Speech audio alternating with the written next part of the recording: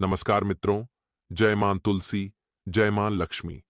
अगर आप भी तुलसी के पास दीपक जलाते हैं या फिर नहीं जलाते हैं, तो यह वीडियो सिर्फ आपके लिए है। देखिए मित्रों, तुलसी का पौधा बहुत ही संवेदनशील होता है। इसकी अच्छी तरह से देखभाल करना चाहिए। तुलसी का पौधा ही एकमात्र ऐसा पौधा है जिसकी पूजा अर्चना करके हम अपनी गरीबी से छुटकारा पा सकते हैं। मित्रों, हमारे हिंदू धर्म में मान्यता है कि जो भी व्यक्ति तुलसी के पौधे की विधिपूर्वक पूजा करता है, उसके नीचे एक दीपक जलाता है और तुलसी के पौधे को हमेशा स्वच्छ रखता है, तो उस घर में माता लक्ष्मी जी का वास सदैव के लिए हो जाता है। मित्रों, आज की इस वीडियो में हम आपको एक कहानी के द्वारा बताएंगे कि तुलसी के पौधे के नीचे एक दीपक जलाने से कौन सा फल मिलता है, तुलसी के नीचे दीपक कब जलाना चाहिए और तुलसी के पौधे के नीचे कौन सा दीपक का प्रयोग करना चाहिए। तुलसी के नीचे दीपक जलाते समय कौन से मंत्र का जाप करना चाहिए। मित्रों, इस कहानी को शुरू से लेकर अंत तक पूरा अवश्य सुने, क्योंकि इस कहानी को सुनने मात्र से माता लक्ष्मी जी और भगवान विष्णु जी का आशीर्वाद मिलता है। मित्रों, एक बार भगवान शिव जी के पास देवर्षि नारद जी आकाश मार्ग से नारायण नारायण का जाप करते हुए पहुंच जाते हैं और उन्हें प्रणाम करते हुए बड़े चिंतित मन से कहते हैं, हे प्रभु, आपको मेरा प्रणाम है। तब भगवान शिव जी कहते हैं, हे देवर्षि नारद जी, आप किस प्रयोजन से यूं अचानक ही हमारे पास पहुंचे हैं और आप बहुत चिंतित भी लग रहे हैं। फिर भगवान शिव जी की बातों को सुनकर देवनारद जी कहते हैं, हे प्रभु, आप तो त्रिकालदर्शी हैं, आपको तो सब कुछ पहले से ही पता चल जाता है। आप मेरे मन की व्यथा के बारे में भी अच्छी तरह से जानते होंगे।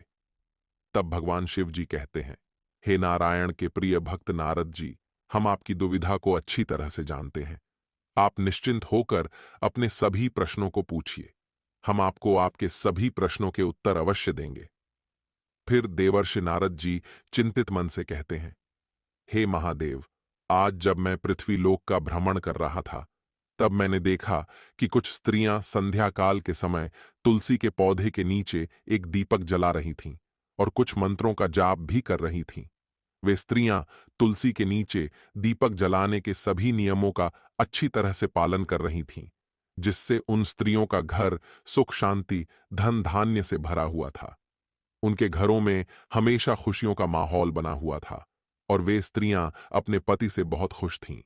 वहीं दूसरी तरफ कुछ स्त्रियां ऐसा कुछ भी नहीं कर रही थीं, जिससे उनके घरों में रोज कलह उत्पन्न हो रहे थे और इस वजह से वे स्त्रियां बहुत दुखी थीं। उन्हें भयानक गरीबी का सामना करना पड़ रहा था। तब से मेरे मन में कुछ प्रश्नों ने अपना प्रमुख रूप ले लिया है। हे प्रभु, मेरे वे प्रश्न हैं कि तुलसी के नीचे एक दीपक जलाने से क्या होता है, तुलसी के पौधे के नीचे दीपक जलाते समय कौन से मंत्र का जाप करना चाहिए और तुलसी के पौधे के नीचे कौन सा दीपक जलाना चाहिए, जिससे मनुष्यों के घर में हमेशा धन धान्य संपदा बनी रहे और उस मनुष्य के घर में माता लक्ष्मी जी का वास बना रहे। तब भगवान शिव जी कहते हैं, हे देवर्षि नारद जी, आज आपने इन प्रश्नों को पूछकर पूरे मानव जगत का उद्धार कर दिया है, किंतु मैं आपको आपके इन प्रश्नों के उत्तर देने से पहले आपको एक अत्यंत महत्वपूर्ण कहानी सुनाना चाहता हूं। लेकिन आपको इस कहानी को शुरू से लेकर अंत तक पूरा सुनना होगा। तब देवर्षि नारद जी कहते हैं, हे प्रभु, मैं आपको विश्वास दिलाता हूं कि मैं इस कहानी को शुरू से लेकर अंत तक पूरा अवश्य सुनूंगा। मित्रों, भगवान शिव जी कहते हैं, हे देवर्षि नारद जी, किसी समय की बात है, किसी नगर में प्रीतम नाम का एक सेठ रहता था। वह बहुत ही दयालु स्वभाव का था और उसकी पत्नी बहुत ही सुंदर थी। इस वजह से वह अपनी पत्नी से बहुत प्रेम करता था, लेकिन उसकी पत्नी बहुत ही क्रूर स्वभाव की थी। प्रीतम की पत्नी उससे ठीक तरह से बात नहीं करती थी और प्रीतम की पत्नी को अपनी सुंदरता पर भी बहुत घमंड था। इसीलिए वह हमेशा अपनी मनमानी किया करती थी और वह अपने पति की कोई भी बात नहीं मानती थी। क्योंकि प्रीतम अपनी पत्नी से बहुत प्रेम करता था, इसीलिए वह अपनी पत्नी की सभी बातों को एक बार में ही मान लेता था। उसकी पत्नी उससे कोई भी चीज मांगती थी तो वह उस चीज को उसके लिए किसी भी तरह से खरीद कर रख देता था। इस तरह से अपने पत्नी की सभी इच्छा को पूर्ण करने के कारण उसकी पत्नी प्रीतम का सम्मान करना जैसे भूल ही जाती थी। इसलिए प्रीतम अपनी पत्नी से बहुत परेशान रहता था और साथ कभी भी पूजा पाठ जैसे कार्यों को नहीं करती थी। लेकिन उसने किसी वजह से अपने आंगन में तुलसी का एक पौधा लगाया हुआ था, लेकिन वह कभी भी उस तुलसी के पौधे की देखभाल नहीं करती थी, उसकी पूजा नहीं करती थी, उसे कभी भी जल तक नहीं देती थी और उसके नीचे एक दिया तक भी नहीं जलाती थी। इसलिए उसके घर में लगा हुआ तुलसी का पौधा पूरा सूख गया था और उस तुलसी के पौधे के पास बहुत गंदगी हो गई थी। इस वजह से उसके घर में धीरे धीरे दरिद्रता का वास होने लगा था। प्रीतम को यह पता नहीं चल पा रहा था कि उसके साथ ऐसा क्यों हो रहा है, और उसने कई सार व्यक्तियों से धन भी ले रखा था। कई सारे व्यक्तियों से कर्ज लेने के कारण वह बहुत ही दुखी रहने लगा था। उसका कोई भी व्यापार ठीक तरह से नहीं चल पा रहा था। उसने कई वर्षों तक व्यापार करने के लिए काफी प्रयास कर लिए थे, लेकिन उसका कोई भी व्यापार ठीक तरह से नहीं चल पा रहा था। उसे सभी व्यापार में घाटे के सिवाय कुछ भी हाथ नहीं लग रहा था। एक दिन वह कर्जदार से परेशान होकर अपना सब कुछ बेचकर किसी वन में चला गया और एक कुटिया बनाकर रहने लगता है। वह प्रतिदिन लकड़ी काटकर अपनी आजीविका चलाने लगता है। मित्रों, भगवान शिव जी कहते हैं, हे देवर्ष नारद जी, एक दिन जब प्रीतम वन से लकड़ी काटने के लिए उसी वन के अंदर जा रहा था, तब उसने देखा कि कई सारे व्यक्ति उसी वन की तरफ बहुत तेजी से चले जा रहे थे। तब प्रीतम उन व्यक्तियों को रोककर उनमें से एक व्यक्ति से पूछने लगा कि आप सभी लोग कहाँ जा रहे हैं। फिर उस व्यक्ति ने कहा, अरे भाई, हम सभी एक संत जी के पास जा रहे हैं। जो भी व्यक्ति उनके पास जाता है तो उसके सभी दुख दर्द दूर हो जाते हैं। उस व्यक्ति की बात सुनकर प्रीतम बहुत खुश हो जाता है और वह अपने मन में सोचने लगता है कि मैं भी अपने दुखों का निवारण पाने के लिए इन व्यक्तियों के साथ चला जाता हूं। तब इतना सोचकर प्रीतम उन व्यक्तियों से कहता है कि क्या भाइयों, मैं भी अपने कष्टों का निवारण पाने के लिए आप लोगों के साथ चल सकता हूं। फिर उन व्यक्तियों ने कहा कि क्यों नहीं, आप भी हमारे साथ चल सकते हो। वे संत जी आपके भी सभी कष्टों को अवश्य दूर कर देंगे। तब प्रीतम भी उन व्यक्तियों के साथ उस वन में उन संत जी के पास जाने लगता है। थोड़ी देर चलते चलते वे सभी देखते हैं कि एक तपस्वी संत जी ध्यान साधना में लीन है।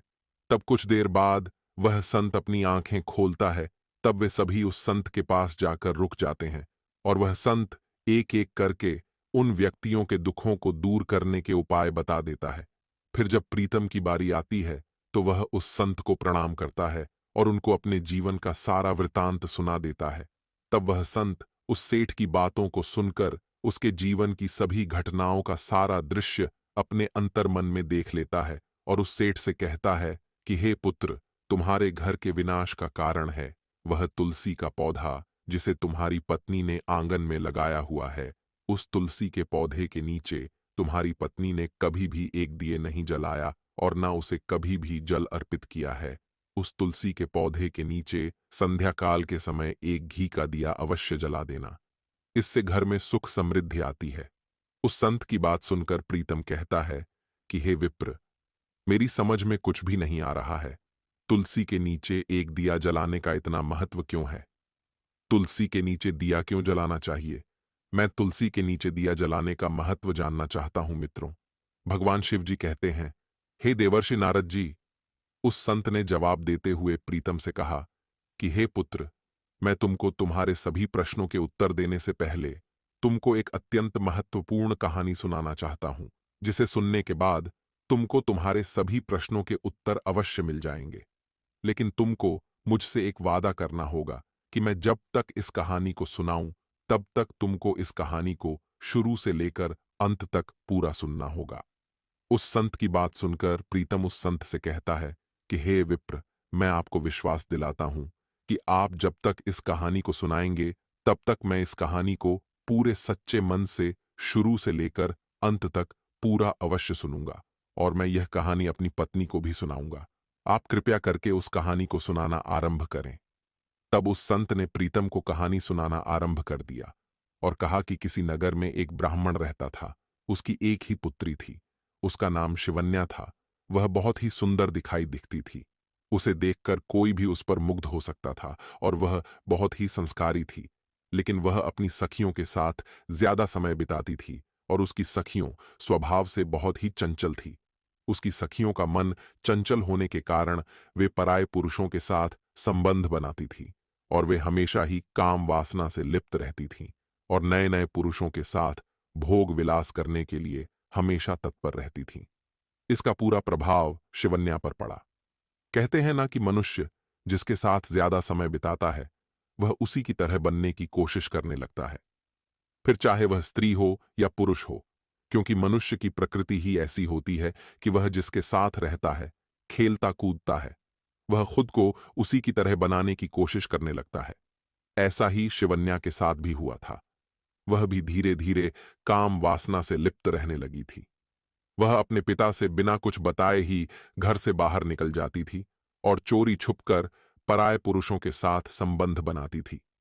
लेकिन जब उसके पिता को यह बात पता चली तो वह उस पर बहुत ज्यादा क्रोधित हुआ और उसने शिवन्या का विवाह उसी नगर में रहने वाले एक सुंदर से दिखने वाले युवक से कर दिया। उसका पति उससे बहुत प्रेम करता था, लेकिन शिवन्या तो पराये पुरुषों के साथ संबंध बनाने की जैसे आदत ही हो गई थी। उसने विवाह होने के बाद भी अपनी बुरी आदतों को नहीं छोड़ा था और जब भी उसका पति घर पर नहीं होता था तो वह पराये पुरुषों के साथ संबंध बनाने चली जाती थी और बहुत देर से घर आती थी। और अब उसकी काम वासना पहले से कुछ ज्यादा ही बढ़ चुकी थी।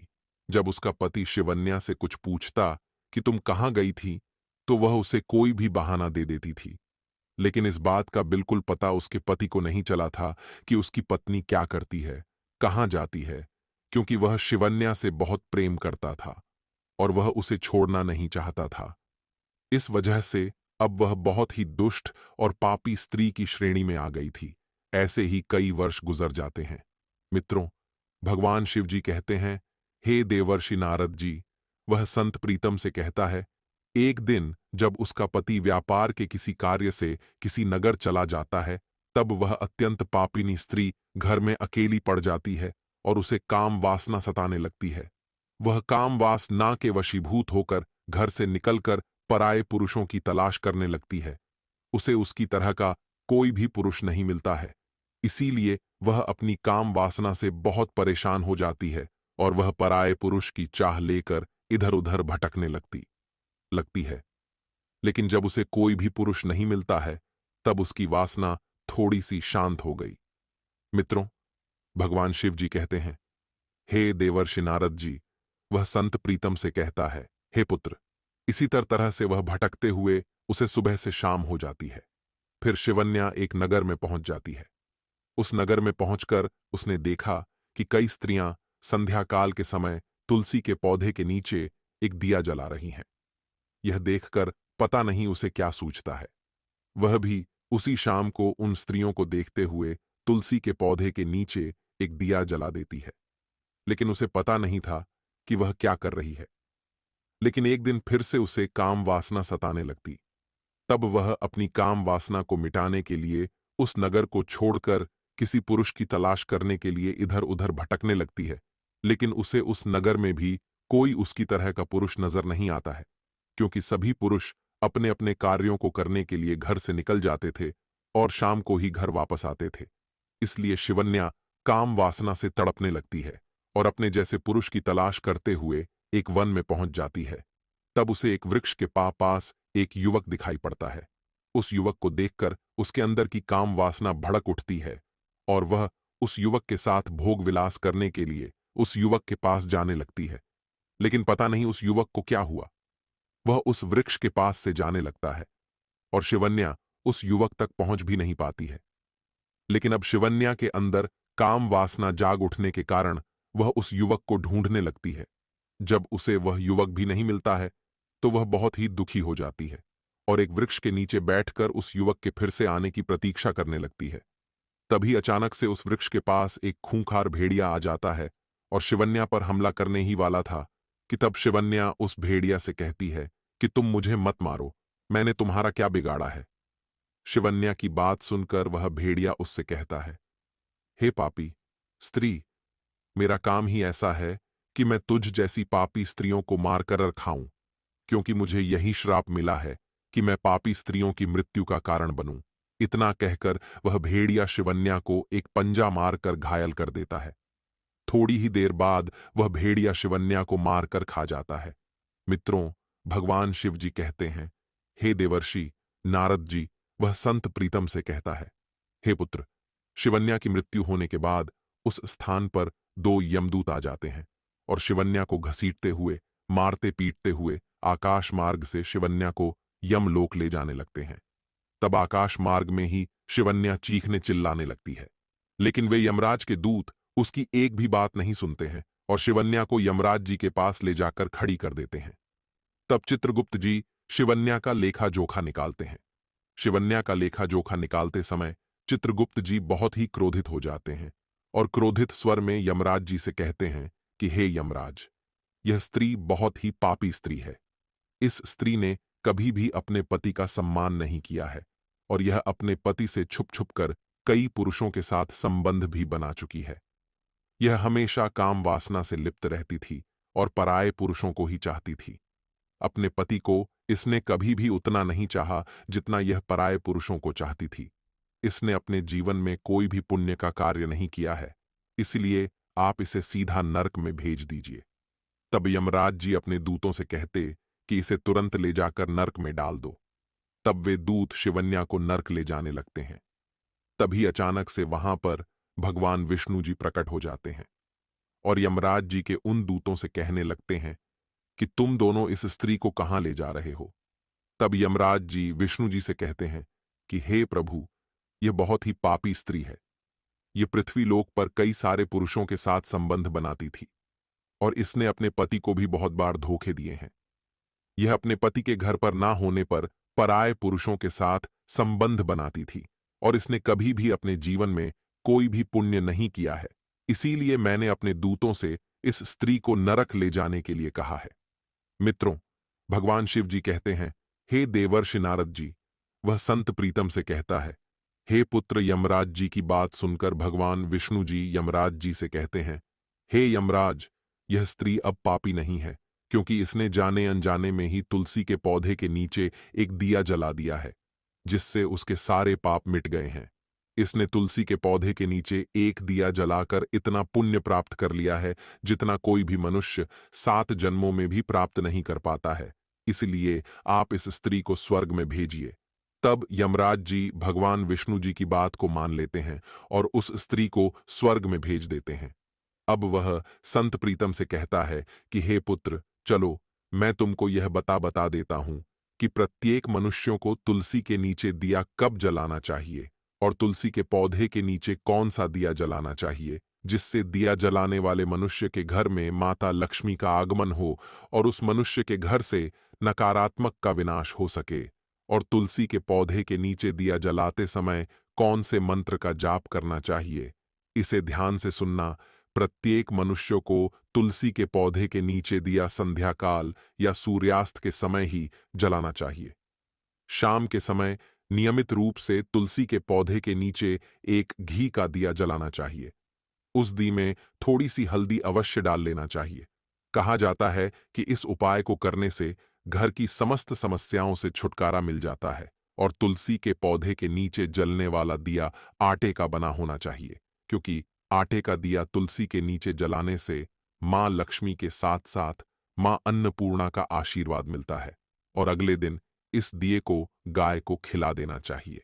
इस उपाय से शुभ फल के साथ आर्थिक स्थिति भी मजबूत होती है और तुलसी के पौधे के नीचे दिया जलाते समय इस मंत्र का जाप करना चाहिए, जो इस प्रकार है। पुष्पसारा नंदनीय तुलसी कृष्ण जीवनी तभा मांक चैव स्त्रोतम नामथ संयुक्त। मित्रों, भगवान शिव जी कहते हैं, हे देवर्षि नारद जी, प्रीतम उस संत को प्रणाम करके वहां से घर चला जाता है और अपनी पत्नी को उस संत के द्वारा बताई गई सारी कहानी सुना देता है। उसे तुलसी के पौधे के नीचे दिया जलाने से संबंधित सारी बातें बता देता है और अब उसकी पत्नी उस संत द्वारा बताए गए सभी नियमों का पालन करने लगती है, जिससे धीरे धीरे प्रीतम का व्यापार ठीक तरह से चलने लगता है और अब उसे व्यापार में पहले से बहुत ज्यादा फायदा मिलने लगता है। अब वह सब कुछ खरीद लेता है जिसकी उसे जरूरत होती थी, और अब उसके घर में सुख समृद्धि का वास होने लगता है, जिससे उसके घर में हर तरफ खुशी का माहौल बना रहने लगा था। मित्रों, भगवान शिव जी देवर्ष नारद जी से कहते हैं, हे देवर्ष नारद जी, अब तो आपको आपके सभी प्रश्नों के उत्तर मिल ही गए होंगे। तब देवर्ष नारद जी कहते हैं, हे प्रभु, आज आपने मुझे बहुत ही महत्वपूर्ण ज्ञान दिया है। मैं आपको विश्वास दिलाता हूं कि मैं इस ज्ञान का विस्तार पूरे ब्रह्मांड में अवश्य करूंगा। मित्रों, अगर आप सभी लोगों को यह कहानी पसंद आई हो तो वीडियो को एक लाइक अवश्य करें।